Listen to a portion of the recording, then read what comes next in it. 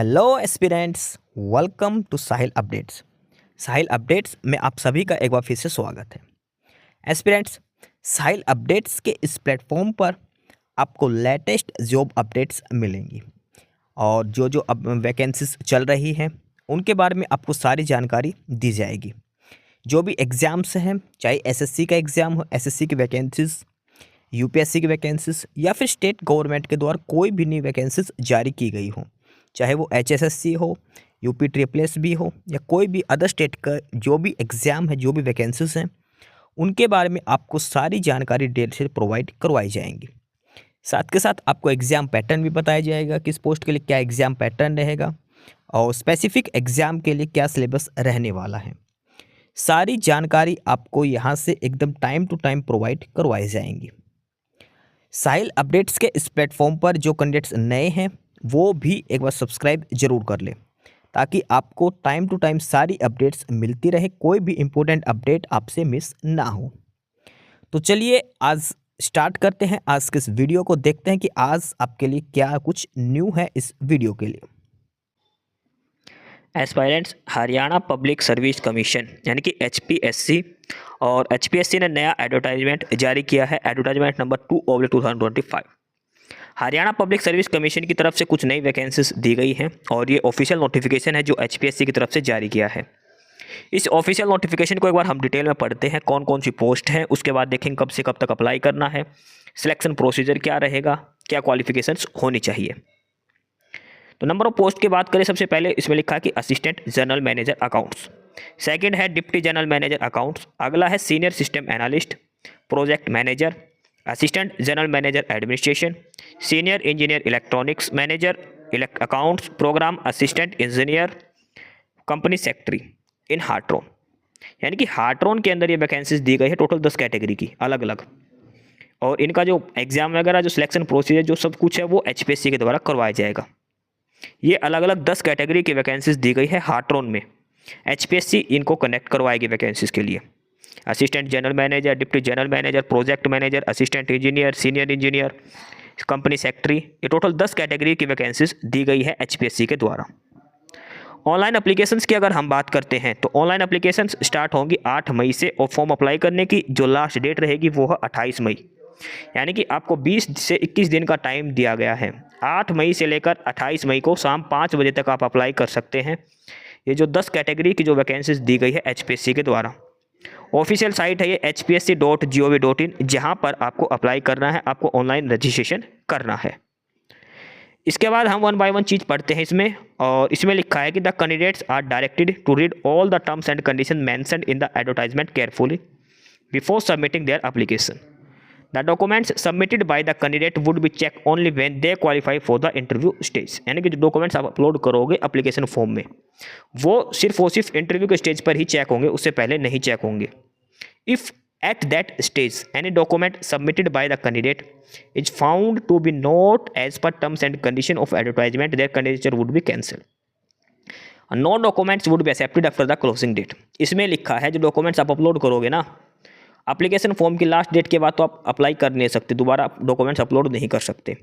और डॉक्यूमेंट आपके तभी चेक होंगे जब आपका इंटरव्यू होगा, और उस समय अगर आपका कोई डॉक्यूमेंट गलत मिला तो आपका कैंडिडेचर कैंसिल कर दिया जाएगा, कोई दोबारा मौका नहीं दिया जाएगा नया डॉक्यूमेंट लगाने का। तो एप्लीकेशन फॉर्म में जो डॉक्यूमेंट्स लगाओ वो आपको प्रॉपर और सही डॉक्यूमेंट्स आपको लगाने हैं। ठीक है, ये टोटल 10 कैटेगरीज की वैकेंसीज दी गई है हार्ट्रॉन के अंदर। अब अलग अलग कैटेगरी के हिसाब से वैकेंसीज डिस्ट्रीब्यूशन की बात करते हैं। तो सबसे पहली जो पोस्ट है वो है assistant general manager accounts. Assistant general manager account में टोटल 1 वैकेंसी दी गई है। दूसरा है डिप्टी जनरल मैनेजर, और ये भी अकाउंट्स के फील्ड में है, यहाँ भी 1 ही वैकेंसी दी गई है। नेक्स्ट है senior system analyst. Senior system analyst, इसमें भी 1 वैकेंसी दी गई है। नेक्स्ट है प्रोजेक्ट मैनेजर। प्रोजेक्ट मैनेजर के लिए 2 वैकेंसीज दी गई हैं। नंबर 5 पर है assistant general manager administration. AGM administration, 1 ही वैकेंसी यहाँ पर दी गई है। Senior engineer electronics, 1 vacancy total दी गई है। मैनेजर अकाउंट्स, 1 वैकेंसी दी गई है। प्रोग्रामर के लिए 2 वैकेंसीज दी गई है। नंबर 8 पर जो प्रोग्रामर, उसमें 2 वैकेंसी दी गई है। नंबर 9 पर है असिस्टेंट इंजीनियर इलेक्ट्रॉनिक्स, इसमें टोटल 5 वैकेंसीज दी गई हैं। और लास्ट है कंपनी सेक्रेटरी, जो CS बोलते हैं, उसमें 1 वैकेंसी है। तो टोटल 10 प्रकार की कैटेगरी की अलग अलग वैकेंसीज दी गई हैं। ठीक है, एचपीएससी के द्वारा 10 अलग अलग कैटेगरीज की वैकेंसीज दी गई है और ये अलग अलग टोटल पोस्ट इसकी बता रखी है क्या क्या किस पोस्ट के लिए कितने वैकेंसीज हैं। टोटली 10 कैटेगरी की पोस्ट दी गई है। Assistant general manager accounts, deputy general manager accounts, senior system analyst, project manager, assistant general manager, senior engineer, manager, programmer, assistant engineer और कंपनी सेक्रेटरी। अब ये जो पोस्ट हमने देखी है 10 कैटेगरीज की, इन सभी पोस्ट के लिए अब हम बात करते हैं एसेंशियल क्वालिफिकेशंस की।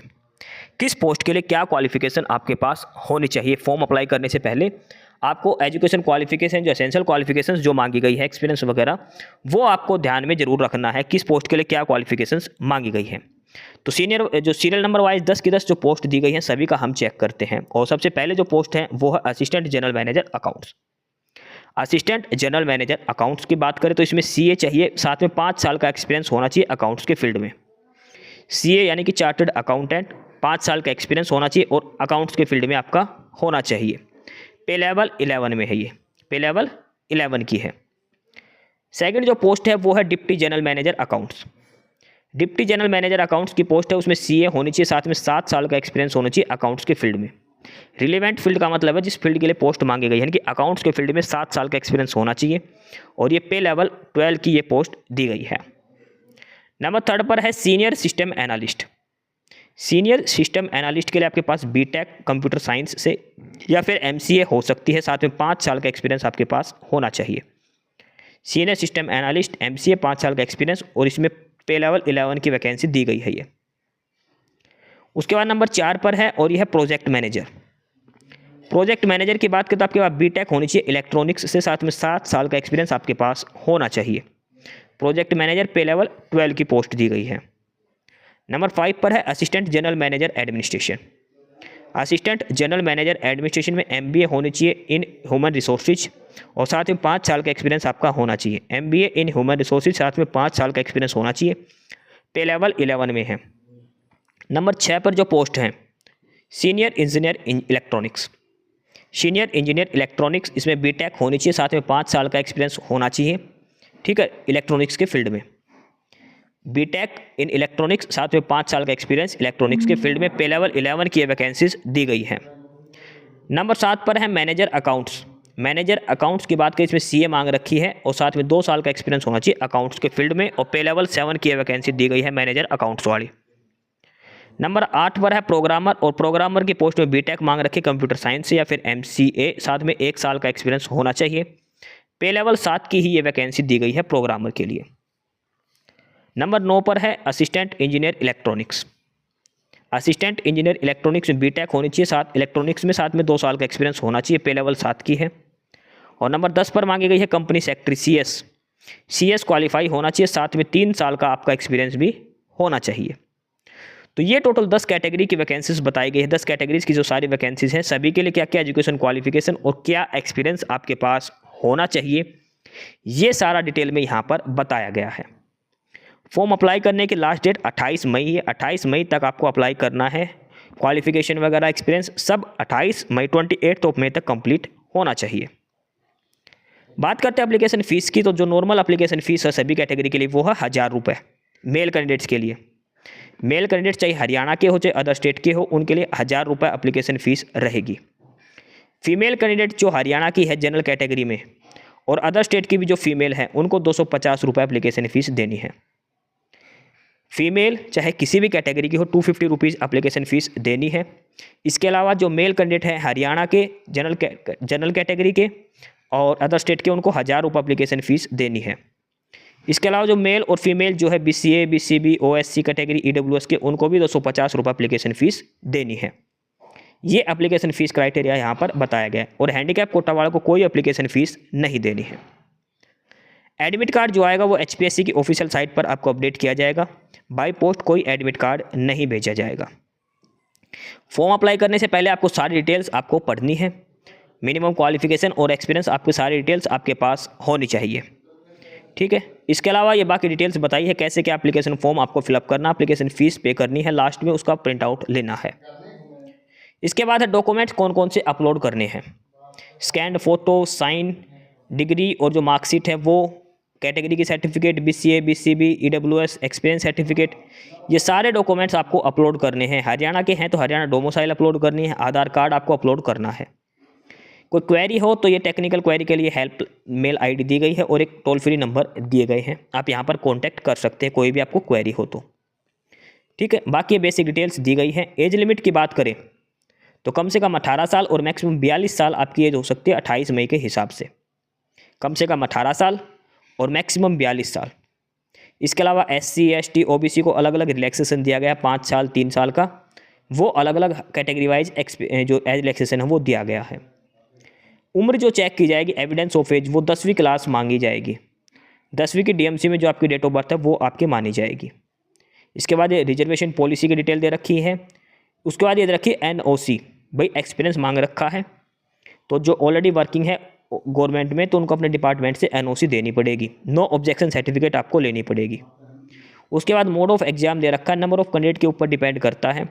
स्क्रीनिंग टेस्ट हो भी सकता है और नहीं भी, अगर कम कैंडिडेट हो तो डायरेक्ट इंटरव्यू इसमें लिया जाएगा। ठीक है, उसके बाद ये बेसिक इन्फॉर्मेशन इसमें सारी दी गई है। ये जनरल इंस्ट्रक्शंस दे रखी है जो आपको फॉर्म अप्लाई करते टाइम ध्यान में रखनी है। तो ये है detail notification Haryana public service commission की तरफ से।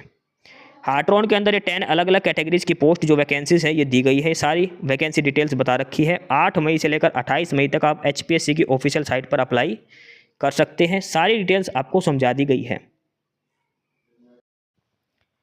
एस्पिरेंट्स, यही सारी इन्फॉर्मेशंस थी आपके लिए आज की इस वीडियो के अंदर। और जो इन्फॉर्मेशन आपको प्रोवाइड करवाई गई है उसके रिगार्डिंग आपको कोई भी क्वेरी हो, किसी भी कोई प्रकार का कोई डाउट हो तो आप नीचे कमेंट बॉक्स में कमेंट करके हमसे पूछ सकते हैं। बाकी नई अपडेट्स के लिए और नई इन्फॉर्मेशंस के लिए आप हमारे चैनल साहिल अपडेट्स को सब्सक्राइब जरूर कर लें ताकि आपको सारी अपडेट्स मिलती रहें। फिलहाल यही था आज के इस वीडियो में।